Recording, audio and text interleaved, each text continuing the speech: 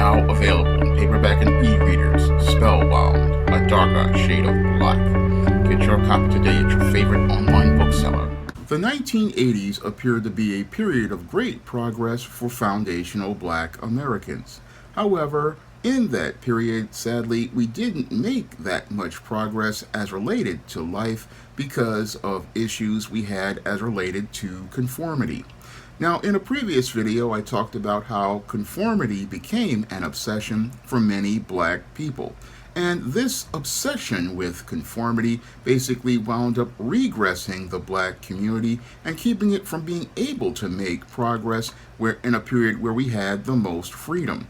Now, during the 1980s, Black people had the most freedom in any period in time, and sadly, we did not ironically take that freedom to be able to express ourselves and be the Black people we wanted to be.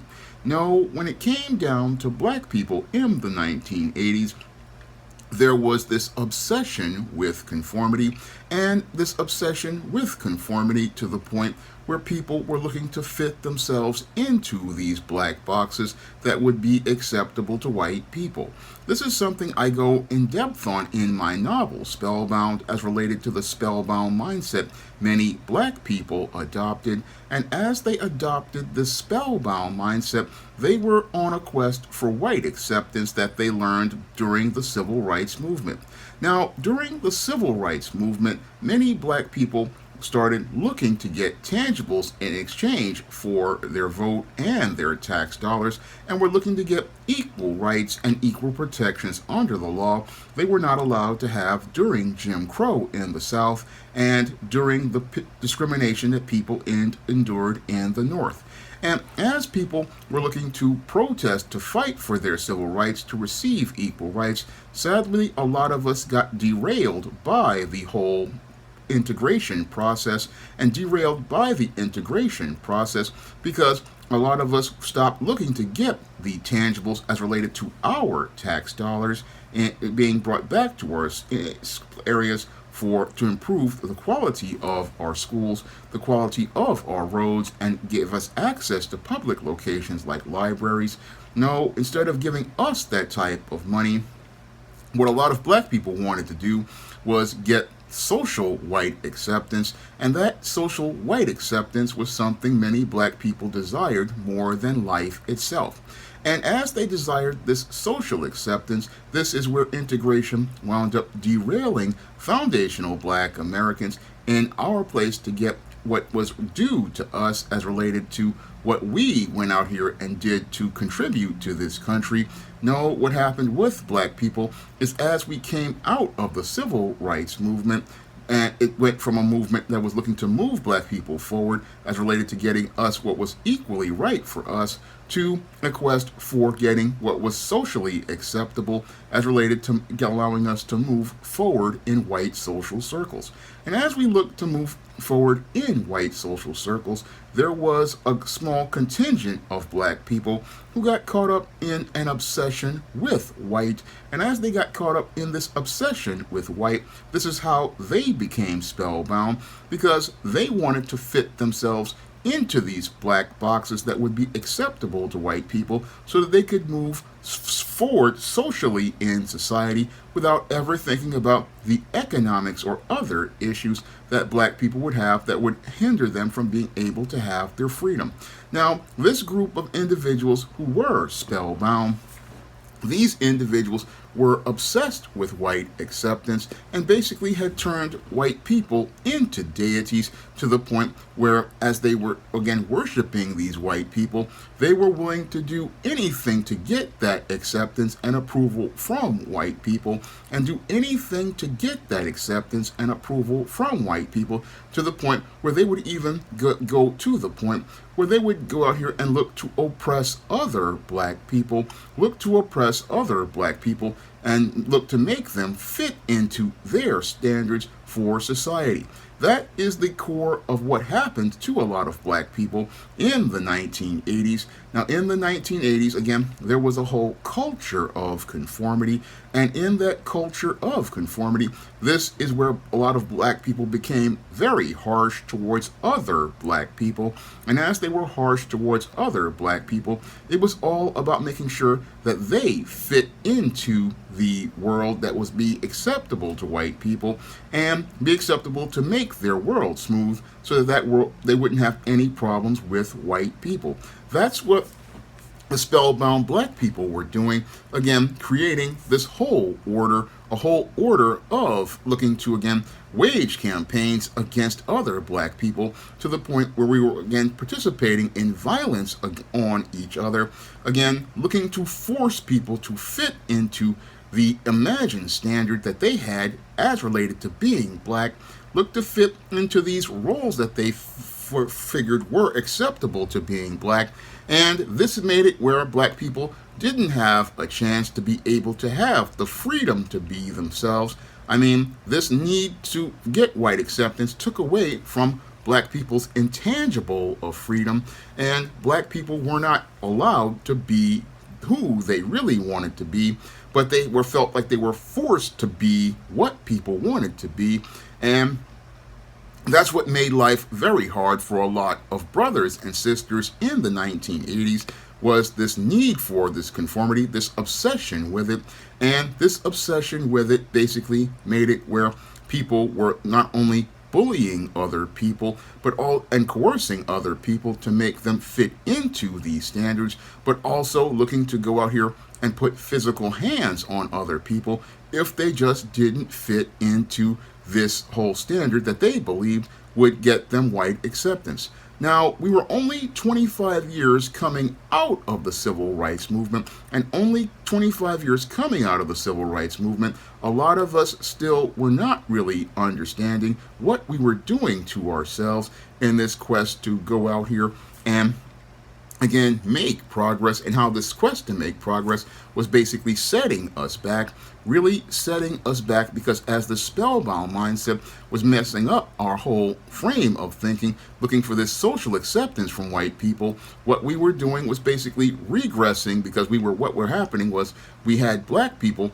looking to, again, not only go out here and fit themselves into stereotypical roles like drug dealers, gang members, and thugs, and bootlicks out here. What we also had was, again, a people not understanding what they were doing as related to the intangible of freedom for foundational black Americans. Now, when it comes to foundational black Americans, we were the last people to be free in this country. And the sad part is that we don't understand what freedom really means in some cases, because freedom means that you not only have the right to go out here and have your rights under the Constitution, but you also have the rights to go out here and be able to express yourself freely, the right to express yourself freely without any reprisal. And that was something a lot of black people never got the chance to do, especially in inner city neighborhoods in the 1980s. We never really got that chance to go out here and really express ourselves, because a lot of us wanted to, again, go out here and force people into these boxes, because a lot of us feared reprisal from not from the white community. A lot of black people feared that reprisal if someone stepped out of line. So what they wanted to do was make sure that black people were stepping in line, and again, following in the footsteps with each other, lockstep. That's why I call it the spellbound mindset, because it reminds me of what Susie Sue sang in the song Spellbound, which was where she has a line saying, following in the footsteps in a ragdoll dance, completely entranced, and says spellbound. And that's what happened to black people. A lot of black people in the 1980s were spellbound, and they were spellbound because of everything that they learned during the last days of the civil rights movement, where the movement went from a political movement to a social movement. And as the movement became social, it became all about conformity, and it became about conformity and fitting yourself into white society and being able to go out here and fit yourself into the boxes that would allow you to finally be able to get that job you always wanted, finally be able to pursue that career that you always wanted, finally, again, be able to get some sort of progress as related to things.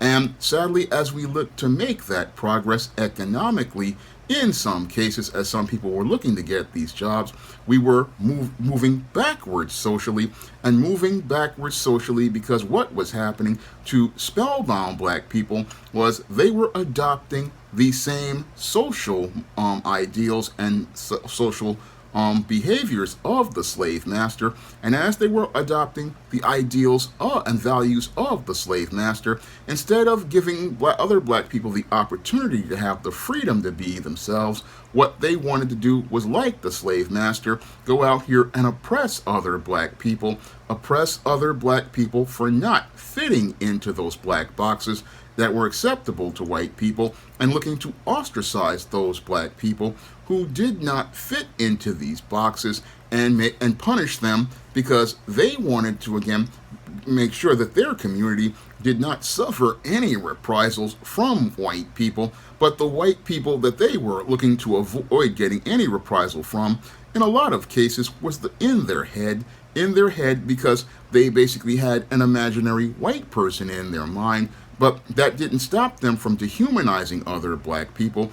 It didn't stop them because, again, they basically were living for this white acceptance more than God. And that was what was going on in the 1980s. It was basically a lot of black folks, again, socially oppressing each other and trying to force people to fit into these boxes. And if you did not fit into the boxes, then what they would do is not want to have anything to do with you. That was the way life was in the black community in the 1980s. I mean, yes, we did make some progress as related to certain things, but socially it was just like a step back in time, because instead of us coming together like we did during the days of Reconstruction, coming together like we did during the times of Jim Crow, again, and the times of the Black Power movement, that's where we had a lot of unity. I mean, we had a lot of unity back then, brothers and sisters coming together and seeing each other as human beings. But by the time the 1970s were over, we were basically divided because of the feminist movement, again, going out here recruiting black women. And as black women sought white acceptance, this is where our culture basically changed. Our culture basically changed because black women are the ones who are mostly social, and they also are the first teachers. And as they were teaching their children this not only this white feminism, but teaching them this whole culture of social acceptance, this is the foundation of the spellbound mindset, because a lot of black women, again, wanted to fit themselves into white society. They wanted to fit themselves into white society, and they taught their children all about looking to conform into white society. And this is what happened because I believe a lot of fathers weren't in the home to be there, especially for their daughters. I mean, their daughters you get your emotional security from your father, and a lot of girls who didn't have their father at that time in their lives, they wanted to, again, be socially accepted, and they wanted to fit in, and they taught this to their daughters. They wanted them to fit in because they were, again, out here looking for that acceptance themselves at this job or as part of the welfare state. They were looking to fit themselves into society, and as we were coming into the 80s and kids were growing up in the 80s, it became all about conformity and white acceptance. And again, white acceptance because we wanted our kids to follow lockstep in this ragdoll dance entranced, fitting themselves into this spellbound mindset, looking for that white acceptance. And again, looking to that white acceptance to the extreme, where we basically started to lose our humanity, because in this quest to conform, you had people looking to abuse each other, and as they dehumanized each other, in that time, this is where we got into the crack epidemic. And as we got into the crack epidemic, black people basically started commodifying each other and not even seeing each other as human beings anymore. And as we didn't see each other as human beings anymore, this is where we got to a point where you got black people killing other black people, all because they wanted to fit in the black box that was acceptable to white people, and again, caught up in this quest for white acceptance more than life itself. And that really was troubling to me, because it basically shows how we were violating a commandment of God as related to, again, putting another God before us. Because when you go out here and put a white person on a pedestal to that point, what you're doing is basically violating God's first commandment that he put in the 10 Commandments, which is that ye shall have no other gods before me. But sadly, a lot of black people unconsciously did this, unconsciously went out here and put a white person above themselves and put that quest for white acceptance above life itself. And that's where black people were in the 1980s, basically put a white person up as God, and again, putting a white person up as God to the point where they were looking to do anything to gain that approval, do anything to gain that acceptance, even go out here and sell poison to their own people in the crack that many sold, and also going out here and looking to, again, bully, harass, intimidate any black person who didn't fit their standard of black, and looking to do things like attack someone for wearing the wrong sneakers, or looking to just be or go out here and wasn't dressed in the way that was considered to be the standard. That's how things were in the black community in the 1980s. I mean, basically, you could get beat up for wearing the wrong sneakers. You could get beat up for speaking well. You could get beat up for dressing in a different fashion than what was considered to be the standard. And all of this just shows how the spellbound mindset taught us to dehumanize each other, and start terrorizing each other the same way that the slave master did, in the days of the antebellum South, where if the slaves did not obey the slave master, what happened to those slaves is that they had to fear reprisal in beatings and humiliations and possible violations as related to the women. I mean, that's how twisted things were on the slave plantation. And sadly, in the 1980s, we saw a replication of this type of behavior, all because of this obsession with conformity, where people were not even seeing the humanity in each other. I mean, that's what it was all about. I mean, I look at the other part with the gangs and fitting in on the West Coast. Again, that's all about that obsession with conformity, obsession with fitting yourself into what white society wants to see as black, but never getting that opportunity to be able to express yourself, to be the black person that you wanted to be. That was one of the dark ironies of the 1980s. One of the dark ironies of the 1980s is that while we had made a lot of progress in certain areas, we socially were not really making much progress, because we had everybody looking to fit themselves in and gain this white acceptance, fit themselves in and get this white acceptance, and basically were so obsessed that you would basically attack your own brother for being himself, or attack your own sister to be it themselves, or tell them that if they want to be in their own community, they had to join a criminal organization like a gang. That's what life was like in the 1980s, and that's what that obsession with conformity was all about. And again, that obsession with conformity is founded with this whole spellbound mindset, this quest for white acceptance, and approval. I mean, people going to the extreme where they never wanted to explore their own personality or their own direction in life. And again, it messed up a lot of black people, and even cost a lot of people their lives during the crack epidemic, because a lot of people basically got on these drugs because of all the pressures to fit in. They got on these drugs because they wanted to escape all the pressures that they were having, and others got on these drugs because they wanted to escape all the violence that they suffered from the people from us terrorizing ourselves, and looking to, again, force people to conform, force people to fit into these boxes that were acceptable to white people. And again, that's the sad part about being black in the 80s, is again, a lot of people, especially in inner city neighborhoods, we never got to have our freedom. And that was the great irony there, because we fought for our rights, but sadly, we weren't allowed to have our own rights, and were being oppressed by our own people. That's what the spellbound mindset had people doing, bullying and harassing each other, because they wanted to force people to fit into their ideal standards, wanted to force people to be what they wanted them to be, but wouldn't give people the time or the time that they needed to develop and grow on their own time and level. No, they wanted to again put pressure on people, because a lot of black people again feared reprisals from whites, because again, just coming 25 years out of the civil rights movement, coming only maybe 5-10 years out of affirmative action, a lot of black people feared losing what they thought were gains. But the thing is, we were losing our own connection to each other and losing our humanity as people in some cases, because we were looking to hurt each other, either by selling poison to our own people or violently acting on impulse, looking to shoot and kill our own people.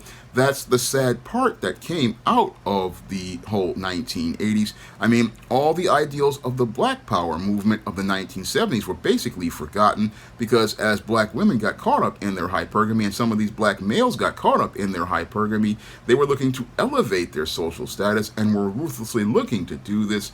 That's what was the saddest part of the 1980s as related to a period in time. Now, yes, there were a lot of great things that come out of the 1980s, like a lot of great TV shows, a lot of great movies. But when I look at the black community, I mean, I look at it as growing up in the 80s. The sad part is that we lost our connection to each other. We lost our love of another person. We stopped seeing each other as human beings, and we started to see each other in a commodified way, seeing each other as objects and not as people who had a right to be ourselves. That was the saddest part about growing up in the 80s, is that you couldn't just be yourself and people could accept you as you were. No, they needed to fit you into some box, because they wanted to be able to have their smooth world, and they wanted to have a smooth world where they wouldn't have to fear any sort of reprisal from some white person or some other black person. They didn't want to fear reprisal because, oh, if this guy is talking intelligently, he may be acting white, or he may not be a real black person. Again, the whole issue of identity and conformity was a major issue in the 1980s, and as someone who lived through it, I can tell you that that was how it was. And that whole obsession with conformity, again, basically was due to the whole worship of white people, to the point where people were making them into gods, and making them into gods even though we had our freedom to be ourselves. And a lot of us did take advantage of that opportunity. Those who knew better, people like Robert Townsend and Bill Cosby, were taking advantage of that opportunity. But in many inner city black communities, you had black people who were looking to go out here and take away people's power, take away people's personal power, take away people's right to express themselves by telling them that they were acting white, and that was another great irony, telling black people who were looking to, again, act the way our fathers and grandfathers taught us to act, by speaking well, dressing well, and looking our very best, telling us that that was acting white. Meanwhile, acting like a stereotype was considered to be real, and then a lot of those people didn't see how that was spellbound thinking, again, because you were buying into ideas created by white people about black people. And again, that was really sad about growing up in the 80s. A lot of us were so obsessed with looking to gain white acceptance and looking to conform, and that we couldn't see each other as people anymore.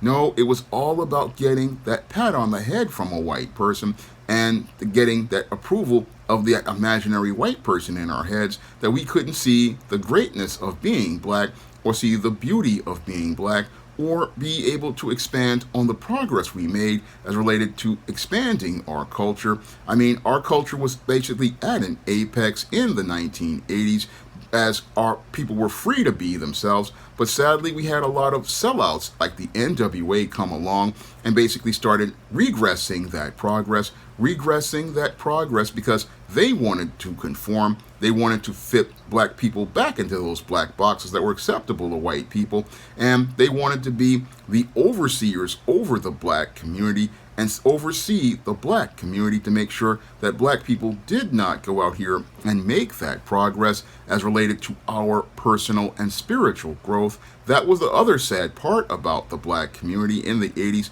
A lot of there were these bootlicks again who were out here looking to keep us from growing and keep us from being inspired to be better. That was the whole sad part. And in the 90s, these people basically gained ground because of this obsession that some black people have with conforming and fitting into white society, fitting into a white society instead of defining ourselves as black people. That was something that many of our great-grandmothers and great-grandfathers looked to do, great-great-grandfathers. They looked to, again, create their own culture, like the black dandy. Again, us saying that we are not a stereotype, we are human beings. That's what we were saying by putting on our best clothes and looking our very best. But you had a group of black people who, again, didn't see how they were being programmed as, again, looking for that white acceptance because their black mothers were looking for social acceptance. And again, that quest for social acceptance passed down from generation to generation is why we get the spellbound mindset. We get the spellbound mindset because these mothers basically taught, oh, you have to fit in with white people. You need the acceptance of white people in order to be considered valuable as a black person, not understanding your value is defined by God and defined by Him because He was the one who made you. And sadly, what happened with many black people is that they don't see God, the Most High, who is not a man, as God. No, they see the white person in their head as God, and they see the other white people in their lives as gods, and that basically is how they become spellbound, looking to, again, follow in the footsteps in that ragdoll dance entranced, looking to be in getting that approval from a white person. And if they get that approval from a white person, that's what they see as having more value than being praised by God or being given any sort of compliment by the Most High God. I mean, God could tell a person that they're doing good work, and sadly a lot of us will dismiss it because we have been brainwashed by white supremacy to believe that a white person's approval has more value than God. And that's what's really sad and troubling, again, about that time. Again, you could have God telling you you're doing something good, but you won't believe Him because you believe that this white person has to tell you it's good and you have to meet their standard. And that's where everything is twisted, because God is the Most High. He is the Creator, and if He tells you something is good, it is good. But the sad part is we don't see that value because we don't see that value in ourselves. And since we don't see that value in ourselves, what we do is wait for a white person's approval. And that was something that I had to think about one time, about 2004. God had told me that I was doing good work and people didn't appreciate it. And then I realized about 20 years later, oh, this is God telling me something is good. And if God tells me something is good, then it's good all around. It's even better than what this white person was saying. And the mistake I was making is thinking you could fit yourself. You needed to get this job and fit yourself in.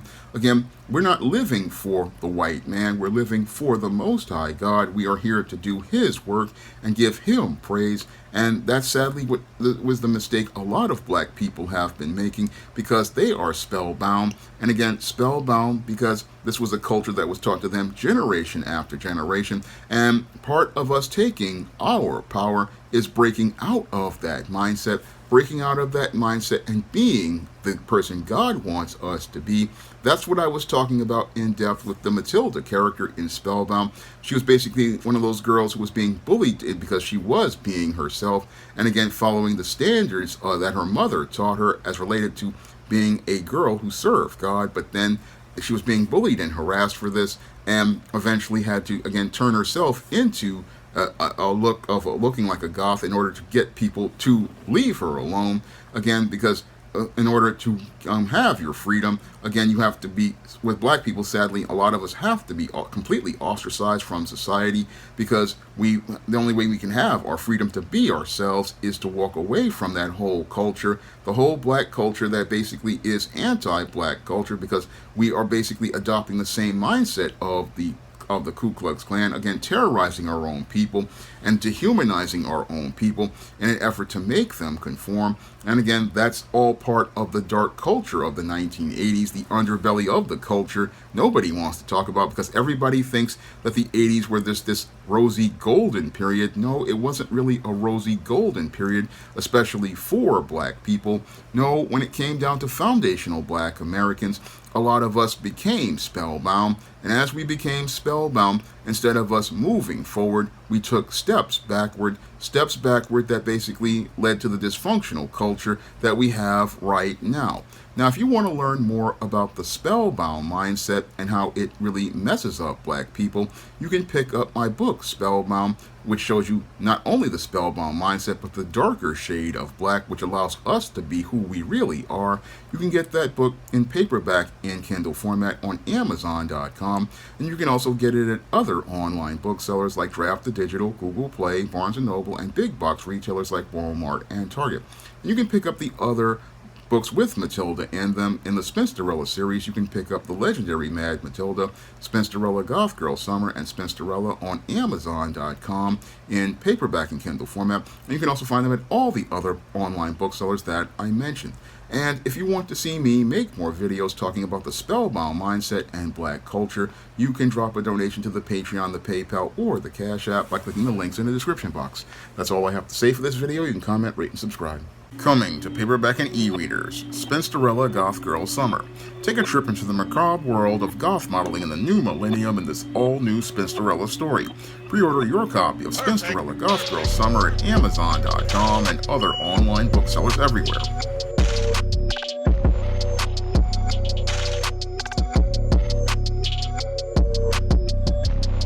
Now available in paperback and e-readers, Spinsterella. Discover the dark side of love in this goth and lovely romance with Spinsterella.